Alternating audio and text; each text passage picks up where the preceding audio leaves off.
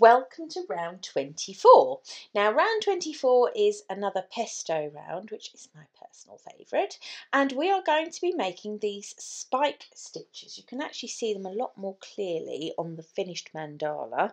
Can you see the lovely spike stitches? A spike stitch, all it is, it's a longer stitch than normal, so whilst those are still double crochet, they're actually being made in the round below rather than working into the regular round, so that makes them a bit longer. So we're doing a round of those. Now it looks fairly straightforward, and it sort of is, but there are some kind of twiddly bits that tripped me up, and so if I've already tripped, I don't want you to. So let's have a look at it and I'll show you. Right, we're going to join our yarn into the back loop of the double treble two together from the previous round, and it's no surprise that we're going to be joining it in the regular way, which is pull up a little loop and then secure it by pulling the yarn through again. That's going to count as our first double crochet.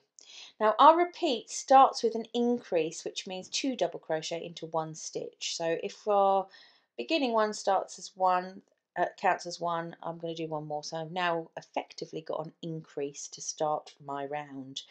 Now we're going to do 3 little collections of stitches. Well, there's 2 stitches in there. It's a double crochet and then a spike double crochet. We're going to do that 3 times, which sounds absolutely fine and is absolutely fine, but I just want to show you stitch placement.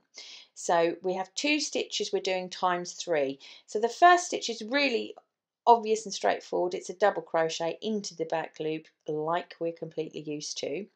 The next stitch is a double crochet spike stitch.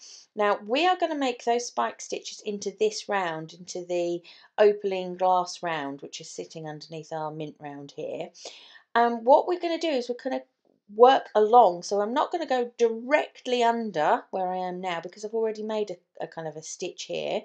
I want to move along a bit and make my next stitch into that loop there, which sort of sits to the left of the stitch I've just made. Can you see it's not directly underneath, it sits to the left. So I'm going to put my hook through the front loop of that one, pull up a loop and just finish it off like a regular double crochet. Now I'm going to do that again because don't pull it too tight. Don't allow it to be a longer stitch. It's meant to be a longer stitch, so don't pull it too tight and make it sort of squat. You do want it to have a little bit look a little bit longer than a regular double crochet. Now we're ready to do that again, which is a double crochet and a spike, but we're not going to work, if I pull the work forward, we're not going to work in the next available stitch.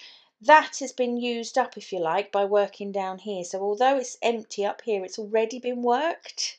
I hope that makes sense. So effectively we're missing out a stitch on that mint round, and we're going along one, we're skipping along one to make the double crochet in the next back loop along. Likewise, when we come down to make our spike, we're not going into the next available front loop of the opaline glass round. We're going to skip a loop and go into the next all but one neighbour of it. So you've worked kind of alternate stitches, so you've got to miss alternate stitches on these rounds. I think that makes better sense, doesn't it? So let's do that one more time. So I'm just checking forward. I'm not going into the next available stitch, I'm going into the next all but one, making my double crochet in the back loop, coming down to make my spike stitch, and I'm not going in the next available loop, I'm going in the next all but one loop, making my spike stitch, pulling it up, finishing that off. Right, so now I've done that, I've got to make a sort of standalone double crochet, if you like, because it doesn't kind of fit this pattern here. Still missing out the next available stitch because I've worked that down in this round. I'm going to make that standalone double crochet in that stitch there. Now, easy way to see whether that's in the right place is, do you remember anchor points? Here's an anchor point. It's actually the first stitch of the increase from the round before. So the second one that you're going to make is always in the second stitch of the increase of the round before. So if you're making the first of these two in there, you're in the right place. So that kind of completes the first half of the repeat, if you like. We're now going to do that little group of 3 again, which is a double crochet and a spike stitch, and I'm going directly next door for that double crochet, and that, as I said, is in the second stitch of the repeat of the increase from the round before, so I know I'm in the right place. So I've made my double crochet in the back loop. I'm going to come down, and I'm not going to go directly below, because if you look, I've made a stitch to just next door to it, so I always need to miss a stitch and go in the next door but one neighbour. Just remember next door but one neighbour. That should help. I'm just remembering my next door but one neighbour. It's not helping. So missing the neighbour and going in the next door but one neighbour. And the same again underneath, spike stitch, missing the neighbour, going in the next door but one neighbour. And we do that 3 times. So missing my neighbour up here, going in my next door but one neighbour. And the last spike stitch, miss the neighbour, next door but one neighbour. Okay, so that is the 3 repeat of that part. We're then going to just finish up by making 1 single crochet. So I'm missing my neighbour and I'm going in my next door but one neighbour, and that final double crochet, I hope I didn't say single, it's double crochet. We're finishing with 1 double crochet in there, and if you look, that's finished my repeat, and you can see where we are. We're directly right in the right place to start another repeat, which is directly above that front post double treble 2 together from the previous round. So it is a little bit tricky to make sure you get things where they need to go, but after a couple of repeats of this pattern, you're going to be fine. Let's just do another one together. So we're increasing that first stitch, which sits directly above the front post double treble 2 together. There's 2 into 1.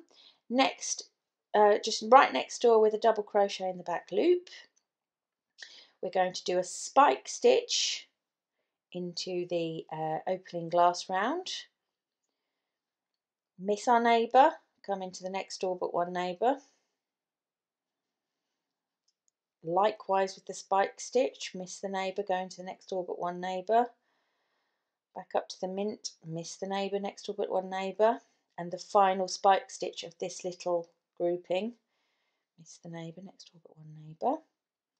Okay, we're doing our standalone double crochet into the back loop of the first stitch of the increase of the round before, if you can see. Okay, now we're going to go again with 3 of those double crochet spike stitches. Okay, so back loop to start of the first double crochet, and again, if you see, that sits in above the second stitch of the increase from the round before, so I know I'm in the right place. Miss out the neighbour and go in the next door but one neighbour of the opening glass round. Miss out the neighbour and go in the next door but one neighbour of the mint round. And again, miss out the neighbour, whoops, next door but one neighbour of opening glass. That's the second set complete. Miss the neighbour, next door but one neighbour. Miss the neighbour, next door but one neighbour. That's the third set complete.